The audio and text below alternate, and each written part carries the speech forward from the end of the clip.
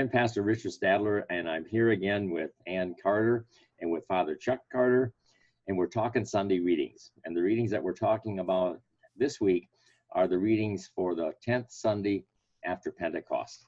We'll be looking at the Old Testament lesson. We're continuing the life of Jacob, and that's in Genesis chapter 37, verses 1 to 4, and then also 12 to 28. We're also going to be looking at Romans chapter 10, verses 5 to 17. And then the gospel reading that we'll discuss is in Matthew chapter 14, verses 22 to 33.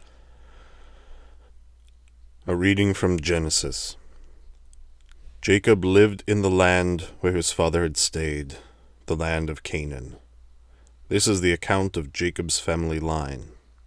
Joseph, a young man of 17, was tending the flocks with his brothers, the sons of Bilhah and the sons of Zilpah, his father's wives. And he brought their father a bad report about them. Now Israel loved Joseph more than any of his other sons, because he had been born to him in his old age, and he had made an ornate robe for him. When his brothers saw that their father loved him more than any of them, they hated him, and could not speak a kind word to him. Now his brothers had gone to graze their father's flocks near Shechem, and Israel said to Joseph, "As you know, your brothers are grazing the flocks near Shechem. Come, I am going to send you to them." "Very well," he replied. So he said to him, "Go and see if all is well with your brothers and with the flocks, and bring word back to me." Then he sent him off from the valley of Hebron. When Joseph arrived at Shechem, a man found him wandering around in the fields and asked him, "What are you looking for?" He replied, "I am looking for my brothers. Can you tell me where they are grazing their flocks?" "They have moved from here," the man answered. "I heard them say, 'Let's go to Dothan.'" So Joseph went after his brothers and found them near Dothan. But they saw him in the distance, and before he reached him, they plotted to kill him. "Here comes that dreamer," they said to each other. "Come now, let's kill him and throw him into one of these cisterns, and say that a ferocious animal devoured him. Then we'll see what comes of his dreams." When Reuben heard this, he tried to rescue him from their hands. "Let's not take his life," he said. "Don't shed any blood. Throw him into this cistern here in the wilderness, but don't lay a hand on him." Reuben said this to rescue him from them and take him back to his father. So when Joseph came to his brothers, they stripped him of his robe, the ornate robe he was wearing, and they took him and threw him into the cistern. The cistern was empty, there was no water in it. As they sat down to eat their meal, they looked up and saw a caravan of Ishmaelites coming from Gilead. Their camels were loaded with spices, balm, and myrrh, and they were on their way to take them down to Egypt. Judah said to his brothers, "What will we gain if we kill our brother and cover up his blood? Come, let's sell him to the Ishmaelites, and not lay our hands on him. After all, he is our brother, our own flesh and blood." His brothers agreed. So when the Midianite merchants came by, his brothers pulled Joseph out of the cistern and sold him for 20 shekels of silver to the Ishmaelites, who took him to Egypt. So the story of the Old Testament lesson is the story of Jacob. And just for anybody who may not be really familiar with this Old Testament history, Abraham has been given the land of the Canaanites by promise from God, but they haven't occupied it. The Canaanites are still living there. Then his son Isaac is renewed, the promise is renewed to him, and he still doesn't really take possession of it. Now comes Isaac's son Jacob, and he has the same promise given to him. And in the process of running away from his brother Esau, who he cheated out of the birthright, and goes to relatives and gets wives that we heard about last week. He then is coming back home, and he comes home, and he has a total of 12 sons, 11 that were born in Padan Aram, and the 12th, Benjamin, was born in the land of Canaan near Bethlehem. So the story picks up now with the interactions between these brothers. And you're going to see how highly dysfunctional this family is. And Chuck had mentioned last week as an introduction to this that it all begins way back up in Padan Aram with the seat that Jacob was exposed to by his uncle Laban. But we're told in the beginning of the reading that Joseph was the favorite of his father, and that he was a tattletale. And he brought reports back about his brothers that wasn't very positive. And I don't know if that's the reason the text says that his father loved him the most of all the others, but you would think that Jacob would have learned from the pain of being raised by father Isaac, who didn't love him as much as he loved his other son, the hairy hunter, athletic guy, Esau. But he doesn't. He shows favoritism to one of the 12 and creates a whole scene of hatred and sibling rivalry and just that comes out in this text. And so the thing that made the brothers hate him, Joseph, was his father gives him this special robe. And if you've seen the musical Joseph and the Amazing Technicolor Dreamcoat, the impression is that it was a multicolored coat. But the word that's used in Hebrew is not quite so simple. And so some have translated it long sleeved, or something that goes down to the feet as a very luxurious robe and all the way down to the palms of the hands. And so whatever it was enough to make the other brothers feel slighted and hating his brother. It didn't help that in the text that we're not going to read, he has two dreams. In the first dream, his sheaf, as they're harvesting, stands up, and the other sheaves of the other 11 brothers all bow down to him. And that just makes them hate him, because he's saying, I'm going to be the boss over all the rest of you. I'm going to rule over you. Then he has a second dream, again, that you're not going to hear in the readings, but it shows the sun representing his father, the moon representing his mother, and 11 stars representing the 11 other brothers, all bowing down to him. And the father hears this one, and he's upset about the same dream as much as the boys, but he doesn't hate his son. He just keeps loving him. And so that's the backdrop in the first part of the reading. Then we jump down to verses 12 to 28 to find out what happens because of that. And he's doing his tattletale thing. In fact, the father looks like he's giving him an assignment to be a tattletale. And he says, I want you to go check on your brothers and bring me back a report. I think they're in the Shechem area. And so he heads out there.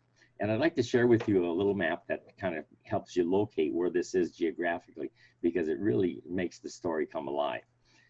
This is a slideshow, and it'll kind of give you a feel for where these different locations are in relation to one another. So here's the map, and here's where Hebron is, where he starts out. And then he goes to Shechem to look for his brothers. And at Shechem, he wanders around and he runs into a man who he asks, have you seen my brothers with the flocks and so far? And he said, yeah, they have gone to Dothan, just some say 22 kilometers away. And the interesting thing about this is that the brothers are going to so hate him that they're going to decide to kill him. And they see a caravan coming. And so you ask yourself, well, what's the geography that would allow for that to be seen? Well, if you take a look at the trade route, the Via Maris was the big trade route that ran through this section of Israel. And the northern route went very close to Shechem, but the southern route went right along the Mediterranean Sea. And if you take a look at the little roads that connected either spur of the Via Maris, caravans could easily go through Dothan. And that's where he has found his brothers. And the brothers decide, okay, we're going to get rid of you. So I'm going to close the sharing now and get back to the story. And so the final thing about the story is that they decide they're going to kill him. And apparently Reuben, who is one of his rescuers, and Judah also go along with this. And they decide to throw him into a cistern. At first they're going to kill him, and it's Reuben, the oldest of the 12 brothers, who says, no, he's family. Let's just throw him into a pit, which means he'll die of starvation down in this pit. It's a cistern without any water in it. And then they sit down to eat. And meanwhile, apparently Reuben is not with them. A caravan comes by, and that's where Judah, also feeling an obligation to preserve the family member, says, look, let's not kill him. Let's not have his blood on our hands. Let's sell him as a slave to these caravanners. They must have anticipated that they were going to Egypt. And so that's what they decide to do. And they pull him out. And then, of course, when Reuben comes back, he discovers his plan has been foiled, but then he finds out that he hasn't been killed, that he's just been sold as a slave, which in some cases could be worse than death, depending on what he is used for in Egypt. So they then decide, okay, we'll take his cloak, because they've stripped the cloak off him, and we're going to then show it to Dad and tell Dad, and let Dad come to the conclusion that a wild beast has destroyed the son he loved. Okay, and now we're done with him, and we're done with his dreams. So that's the end of the reading. So any thoughts that you have that you think people should look at as they listen to this reading? It's a lot of excitement in this reading. What's always striking is the level of contempt that the other brothers have for Joseph, that they would go to such lengths to get rid of him, and then the deception at the end. Well, you've got 3 brothers, right? Oh, I've got five brothers. Yeah. 5 brothers. Yeah. And have you ever been at a point where you wanted to kill them because of something? Sure. That's hard for me to imagine that a brother would kill a brother. It is. Yeah. I mean, you might want to, sock one, but to actually to kill. I mean, that's serious, and that all of them, with the exception of Reuben, that all of them would conspire together to do this, and that all would conspire together to tell the same story to the father afterwards. It's very...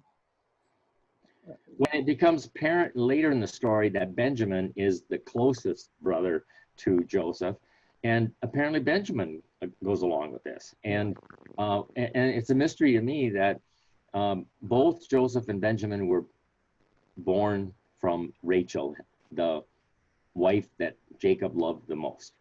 And so the question is, why didn't he love Benjamin, his youngest, more than all the rest? The text doesn't tell us. I've got a couple of ideas, but that's for another time. Sure. So what's interesting is to look in this story, because if you know how this evolves, he will eventually be facing all kinds of imprisonment and false accusations and the pain of slavery, but he will eventually rise to second in command in Egypt. So God is underneath the surface of this whole story. He's allowing all of this mistreatment of his chosen representative in Egypt. And so he gets him to Egypt, and then the family will come to Egypt. So you can look through all these stories in Genesis of how God maneuvers underneath the surface. And it's a reminder, I think, for us as we listen to this, to maybe think on times of our lives when maybe God has been maneuvering underneath the surface, even though it's been painful, and even though there are things that we really didn't choose to endure or experience. So, anything else on that text? I think that'll do it. We'll be revisiting it in a week. So yeah, that's right. The rest of the story, as Paul Harvey would say, will come. So, Anne, why don't you lead us into Romans 10? Romans. A reading from Romans. Moses writes this about the righteousness that is by the law. The person who does these things will live by them. But the righteousness that is by faith says, Do not say in your heart, who will ascend into heaven? That is, to bring Christ down. Or, who will descend into the deep? That is, to bring Christ up from the dead. But what does it say? The word is near you. It is in your mouth and in your heart. That is the message concerning faith that we proclaim. If you declare with your mouth, Jesus is Lord, and believe in your heart that God raised him from the dead, you will be saved. For it is in your heart that you believe and are justified, and it is within your mouth that you profess your faith and are saved. As Scripture says, anyone who believes in him will never be put to shame. For there is no difference between Jew and Gentile. The same Lord is Lord of all, and richly blesses all who call on him. For everyone who calls on the name of the Lord will be saved. How then can they call on the one they have not believed in? And how can they believe in the one of whom they have not heard? And how can they hear without someone preaching to them? And how can anyone preach unless they are sent? As it is written, how beautiful are the feet of those who bring good news.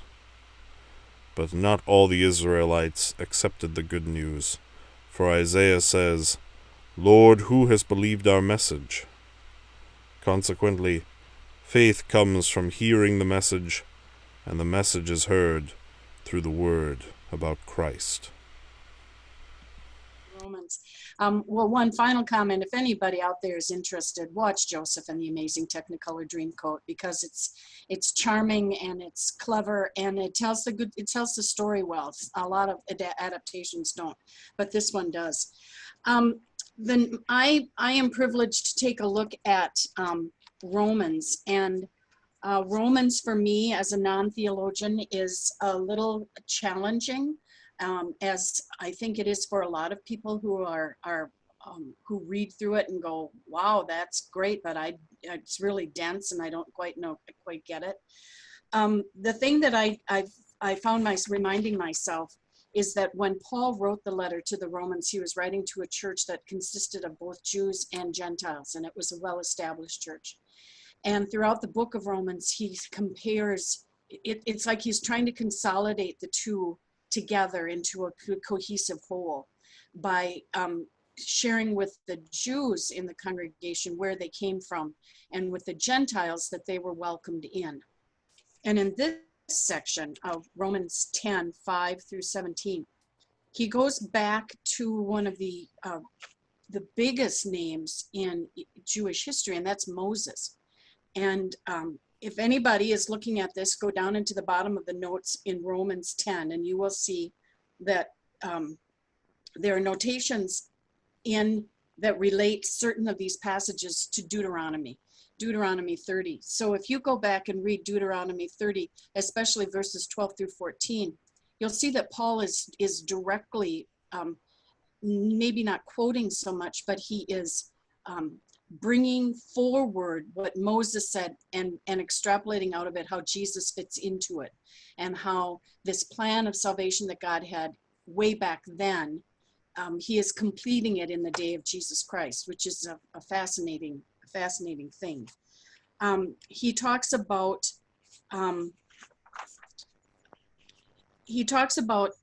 in this passage, he says he wants who's all welcome into this church. And he says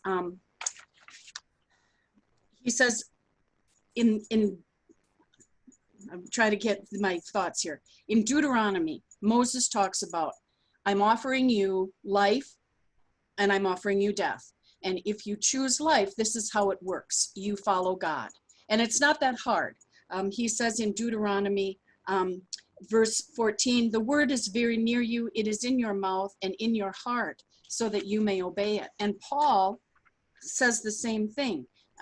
If you are part of God's church, of God's people, it's not that difficult, and we can discuss that word, I guess, because Jesus can be in your heart and in your mouth, you believe Jesus, you believe that he is your savior in your heart. That's faith. You confess Jesus with your mouth, and that's word. That's the expression of it. And so nobody is, from the very beginning, nobody is better than anybody. God has planned this, that he is going to open it up to all believers, and everybody is going to have a share in it. You believe it, you confess it, and you are God's. Did I get it right, fellas? Do I have a basic kind of understanding of it? Like I said, Romans is dense. It's hard to get through for me. Well, and there's a couple, I think, key passages that have been sometimes misused that are really comfort, but they've been turned into law when it says, if you confess him with your mouth that Jesus is Lord and believe in your heart that God raised him from the dead, then you will be saved, is how it sometimes is translated or taught. As if those actions justify you and make you, if that's not the way salvation works. If you're saved, then of course you're going to confess him. And of course you're going to believe in him. And so it kind of turns it upside down sometimes. And so you got to be careful when you listen to people talk about these things. But there's such great comfort in the last verse where he says, faith comes from hearing, and hearing through the word of Christ. Because I think a lot of Christians agonize over loved ones who just refuse to become believers, you know, and they've tried and they've prayed for those loved ones. But the thing that we need to remember is somehow we just have to keep exposing them somehow to the word, either through pamphlets or through conversations that are not judgmental on them, but just to share the word, because that's where the power comes from. And so you can see that over and over again in the book of Acts, how the word changes unbelievers into believers, and that's still works for us. And here he just reminds us of that dynamite that he has given us in the gospel. That first verse, 10:5, he says, Moses writes concerning the righteousness that comes from the law, that the person who does these things will live by them. And that's a confusing phrase to me, but you, I think, Dick, just kind of nailed it, is that if you believe in something, you will live that way. And it isn't that you're living that way that gives you something, it's that you have received this gift and you act in response to the gift, and people then will see that. It's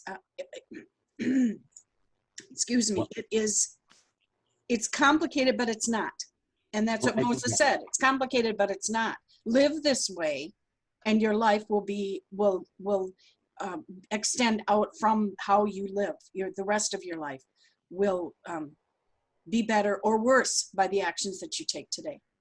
Well, I think you're pointing your finger to a really important contrast here in verses 5 and 6 at the very beginning of the reading. Because what he's saying is, if you hope to be righteous by doing the law, then you've got to live by them. And that pulls out the carpet under all of us, because none of us are going to do that. That's why he then goes on, next verse, and says, but the righteousness based on faith is different. That's where you trust what Jesus Christ has done, not how righteous you can be by doing the commandments. So the first verse is law, and it rips out all of our self-righteous hopes. And the second verse is just rich gospel saying, here's what you can trust and live by. And because none of us are going to be able to say, yeah, I did all the commandments of God, I've been a righteous person all my life. You know, it just doesn't work that way. I think it's comfort for the Gentile Christians as well, who didn't have that law of the Jews throughout their entire life.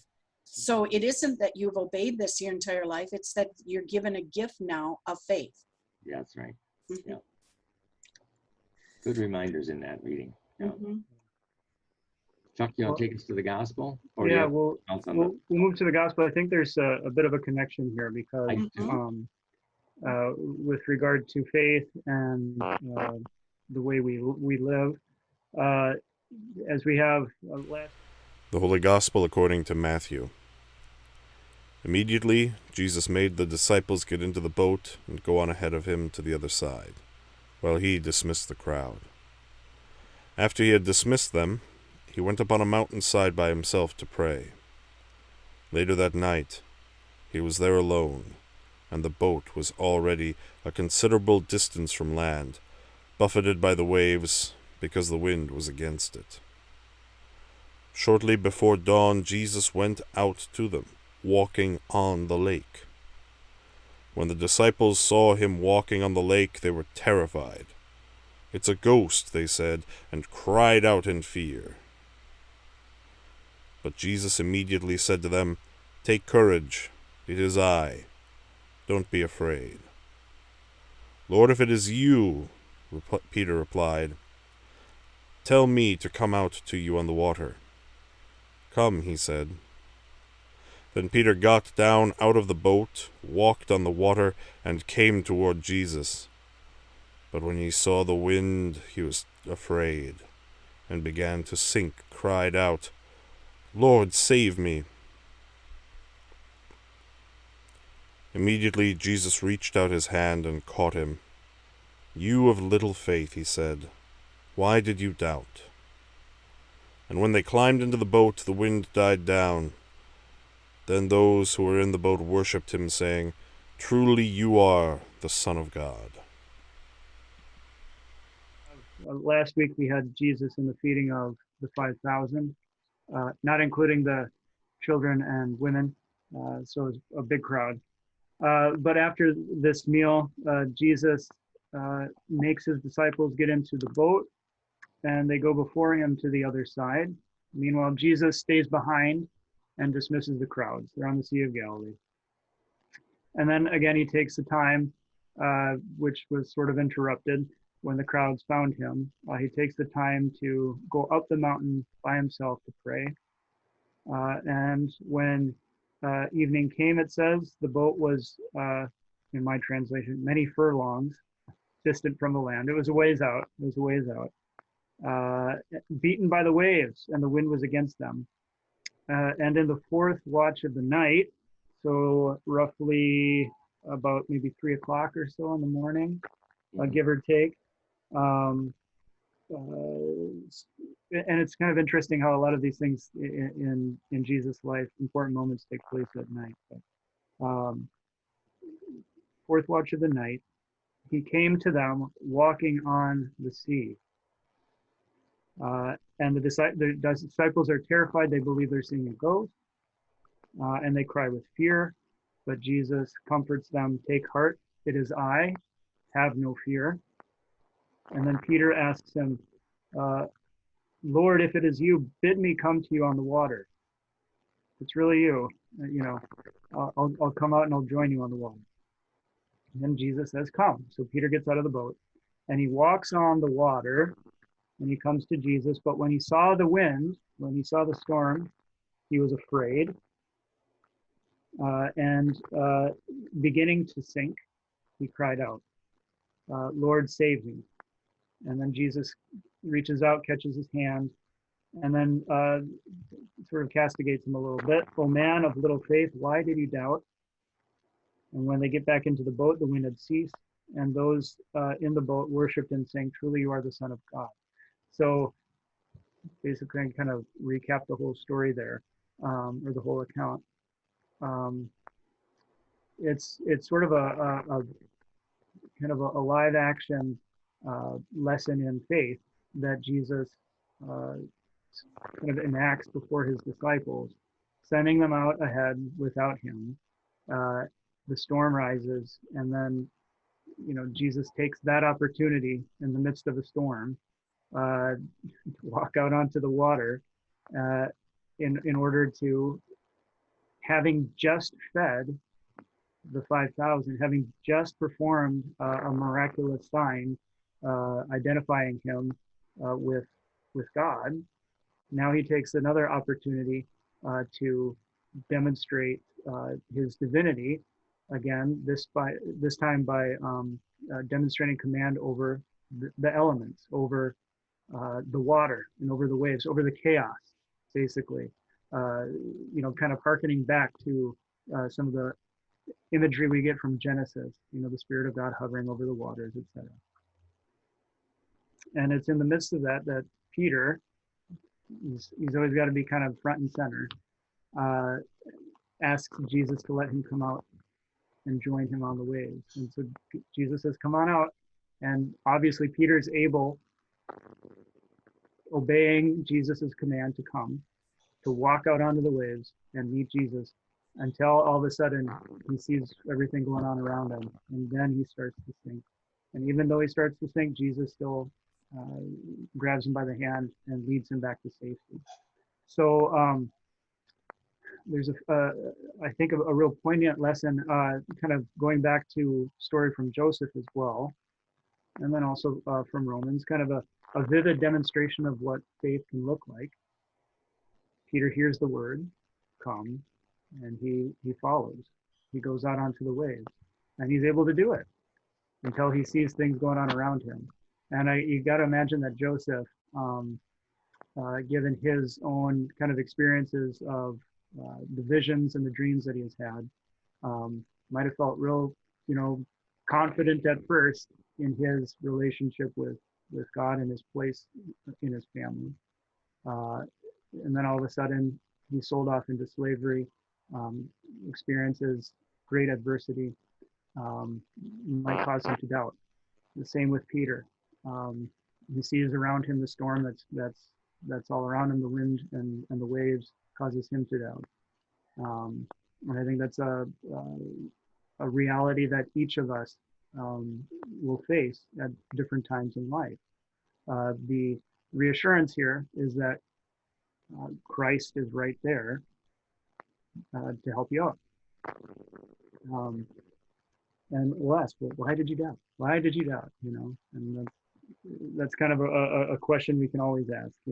When you see the bigger picture of things, it's easy to kind of wonder why do we doubt sometimes. But in the midst of it, it's pretty, in the midst of the elements, in the midst of chaos of life, it's easy to doubt.